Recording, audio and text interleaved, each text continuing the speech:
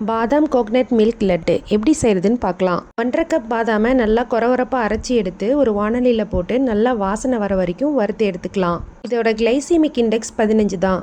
அதே பேனில் 3/4 கப் கோதுமை மாவு, 1/2 ஸ்பூன் நெய் சேர்த்து அதையும் நல்லா வாசனை வர வரைக்கும் வறுத்து எடுத்துக்கலாம். அதுக்கப்புறம் ஒரு சூடான பேனில் 1/2 கப் நெய் சேர்த்து 2 கப்பு தேங்காய் துருவல் சேர்த்து நல்லா வாசனை வர வரைக்கும் வறுத்து எடுத்துக்கலாம்.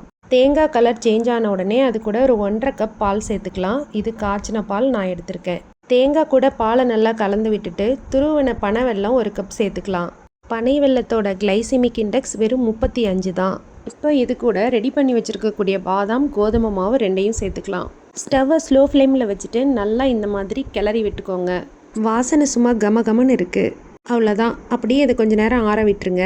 இதை சின்ன சின்ன உருண்டைகளாக பிடிச்சி எடுத்து வச்சுக்கலாம். அவ்வளோதான். எல்லாருக்கும் பிடிச்ச ஹெல்தியான சுகர் ஃப்ரீ பாதாம் கோகனட் மில்க் லட்டு ரெடி.